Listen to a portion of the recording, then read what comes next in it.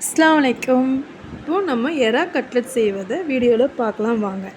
எறாவை முதல் நம்ம க்ளீன் பண்ணி வச்சுட்டு அதனுடைய வால் பகுதியை கட் பண்ணி வச்சுக்காங்க.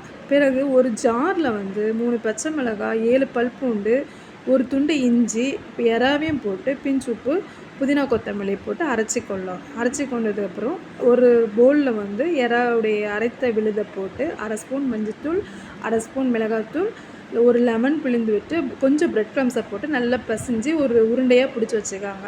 பிறகு முட்டையவும் பெப்பரையும் நல்லா அடித்து வச்சுட்டு அதுலேயும் நல்லா துவைத்தி எடுத்துகிட்டு அதுக்கு பிறகு ஒரு கார்ன்ஃப்ளவர் மாவுலேயும் நம்ம துவைத்தி எடுத்துகிட்டு பிரெட் க்ரம்ஸ்லேயும் முக்கி எடுத்துகிட்டு நம்ம கட் பண்ணி வச்சுருக்கோம் பார்த்திங்களா, அந்த வாழை அதிலோட சொருவி எடுத்துகிட்டு ஒரு வாணலியில் எண்ணெயை ஊற்றிட்டு அதில் போட்டு பொரித்து எடுத்தால் அழகான எறா கட்லெட் ரெடி ஆகிடும். குழந்தைங்களுக்கு ரொம்ப பிடிக்கும்.